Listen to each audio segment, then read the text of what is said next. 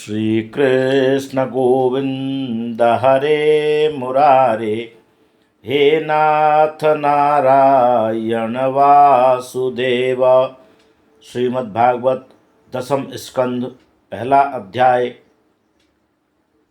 दसमे कृष्ण सत्कीर्ति वितानायानुवर्णते, धर्मग्लानिमित्तस्तु निरोधो दुष्ट भूभुजाम।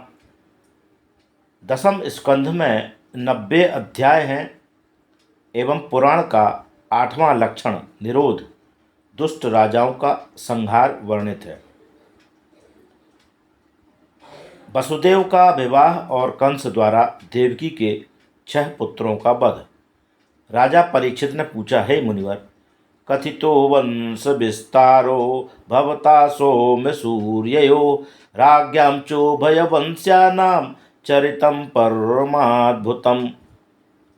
आपने नवम स्कंध में विस्तार पूर्वक सौम और सूर्य वंश का वर्णन किया।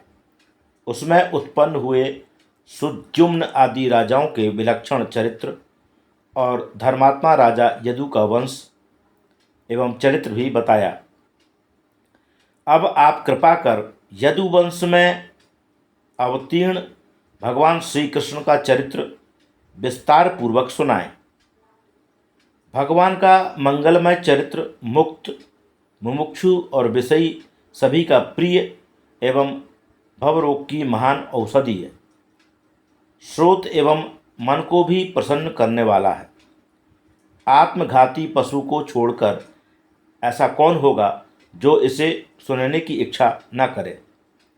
हमारे पितामह महाराज युधिष्ठिर तथा भीम आदि जिन भगवान की चरण रूपी नौका का आश्रय लेकर कौरव सेना रूपी दुस्तर समुद्र को पार कर सके, अश्वत्थामा के ब्रह्मास्त्र की ज्वाला से मुझे भी जिन्होंने प्राणदान दिया, प्राणी मात्र के बंधन एवं मोक्ष के जो कारण हैं और जो कृपावश ही इस समय नर लीला करने आए हैं, आप उन्हीं भगवान श्री कृष्ण का मंगलमय चरित्र वर्णन करें। आपने बलराम जी को रोहिणी और देवकी दोनों का पुत्र बताया, इसकी संगति कैसे? भगवान मथुरा से ब्रज में क्यों गए? दोनों स्थानों में रहते हुए उन्होंने कौन कौन से चरित्र किए? बधा नर मामा कंस को क्यों मारा? यदुवंशियों के साथ भगवान ब्रज में कितने वर्ष रहे? उनकी पत्नियां कितनी थीं? इन सब प्रश्नों का समाधान करने की कृपा करें। आप यह न सोचें कि भूख प्यास से व्याकुल यह कैसे इतनी कथाएं सुन सकूंगा। मैं आपके मुख चंद्र से निःसृत अमृत रूपी कथा का पान कर रहा हूँ, इससे मुझे भूख प्यास सता नहीं रही है। सूत जी बोले, हे सौनक, एवं निशम्र भृगुनंदन साधुवादम वैयासकी स भगवानथ विष्णुरातम प्रत्यर्च कृष्ण चरितम कलिकल्म सघनम व्याहरतु मारमत भागवत प्रधानः। राजा परीक्षित के ऐसे सुंदर प्रश्न सुनकर परम भागवत श्री सुखदेव जी बड़े प्रसन्न हुए और उन्होंने राजा की प्रशंसा के अनुसार भगवान का मंगलमय चरित्र, जो कली के दोषों को समन करने वाला है, कहना आरंभ किया। सुखदेव जी ने कहा, हे राजन, भगवान की कथा में तुम्हारा बड़ा प्रेम है, इसलिए निश्चय ही तुम्हारी बुद्धि प्रशंसनीय है। वासुदेव कथा संबंधी प्रश्न गंगा की धारा के समान वक्ता, श्रोता और प्रश्नकर्ता इन तीनों को ही पवित्र करता है। मैं पहले तुम्हें भगवान श्री कृष्ण के अवतार का कारण बताता हूँ। एक समय असुर भावापन्न दुष्ट राजाओं के भार में पीड़ित पृथ्वी गौ का रूप धारण कर रोती हुई मेरु पर्वत पर ब्रह्मा जी के समीप पहुंची। वहां उसने अपना सारा दुख उनसे निवेदन किया। इस पर ब्रह्मा जी पृथ्वी और देवताओं को साथ लेकर क्षीर समुद्र के तट पर पहुंच गए। वहां वे पुरुष सूक्त से भगवान विष्णु की स्तुति कर ध्यान करने लगे। उसी समय उनके हृदयाकाश में एक दिव्य वाणी सुनाई पड़ी। तदनुसार उन्होंने देवताओं से कहा, हे देवगण, आप सुने। भगवान की आज्ञा है कि आप सब यहाँ से जाकर अपने अपने अंश से यदुकुल में जन्म ग्रहण करें। पृथ्वी का भार उतारने के लिए कंस के कारागार में पहले शेष जी, तदनंतर भगवान स्वयं अवतार ग्रहण करेंगे। उनकी शक्ति योग माया भी यशोदा के गर्भ से कन्या रूप में प्रकट होगी। ब्रह्मा जी इस प्रकार देवताओं को आदेश और पृथ्वी को सांत्वना देकर अपने धाम चले गए। उस समय यदुवंशी राजा सूरसेन मथुरा आदि देशों का पालन करते थे, इसलिए मथुरा ही समस्त यदुवंशी राजाओं की प्रधान राजधानी थी।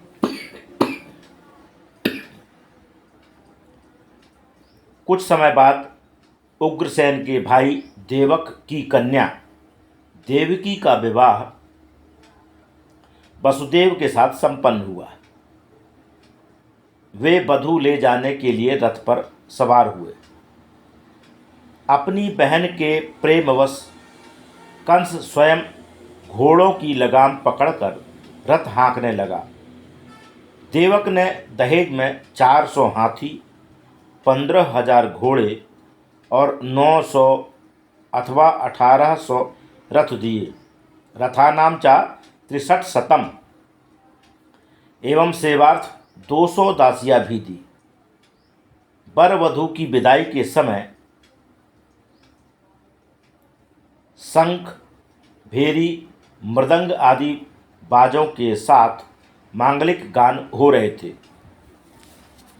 उसी समय घोड़ों की लगाम पकड़े कंस को मार्ग में संबोधित कर आकाशवाणी हुई, अरे मूर्ख, तू जिसका रथ हाँक रहा है, इसी देवकी का 8वां बालक तेरा वध करेगा। अस्यास्त्वामष्टमो गर्भो हंतायां बहसे बुधो। यह सुनते ही कंस ने हाथ में तलवार उठा ली और बहन को मारने के लिए उसकी चोटी पकड़ ली। यह देखकर वसुदेव ने साम और भेद के वचनों द्वारा उसे बहुत समझाया, किंतु जब वह किसी तरह न माना, तब अंत में वसुदेव ने कहा, राजन, इसमें घबराने की बात क्या है? जिनसे तुम्हें भय है उन पुत्रों को मैं तुम्हें दे दूंगा। इस पर प्रसन्न होकर कंस ने देवकी को छोड़ दिया और स्वयं घर लौट आया। देवकी सहित वसुदेव भी अपने घर चले गए। समय आने पर देवकी की कुक्षी से कीर्तिमान नामक एक सुंदर प्रथम पुत्र उत्पन्न हुआ, जिसे वसुदेव ने तुरंत ले जाकर कंस को दे दिया। कंस उनकी सत्यता पर विमुग्ध हो गया।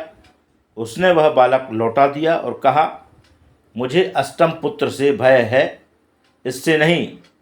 इसी समय देवर्षि नारद ने आकर कंस से कहा, अरे मूर्ख, वसुदेव और नंदकुल में देवताओं ने जन्म ले रखा है, तू अपने शत्रु को छोड़ क्यों रहा है? नारद ने 8 रेखाएं पृथ्वी में खींचकर उसे समझाया और कहा, तू कहीं से गिनकर देख ले, प्रत्येक रेखा 8वीं हो जाती है। ऐसा करने पर कंस को विश्वास हो गया और उसने तुरंत वसुदेव के हाथ से बालक को लेकर उसे मार डाला। इस प्रकार कंस ने देवकी के 6 पुत्र मार डाले एवं वसुदेव और देवकी के पैरों में बेड़ी डलवाकर उन्हें कारागार में बंद कर दिया। अपने पिता उग्रसेन की भी उसने ऐसी ही दशा की और स्वयं बिना किसी के अभिषेक किए ही राजा बनकर सूरसेन आदि देशों का पालन करने लगा। मैं पूर्व जन्म में कालनेमी था और विष्णु ने मुझे मारा था।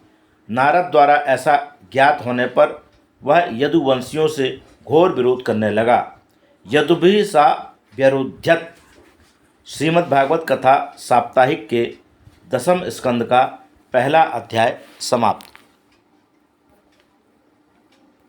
श्री कृष्ण गोविंद हरे मुरारे, हे नाथ नारायण वासुदेव।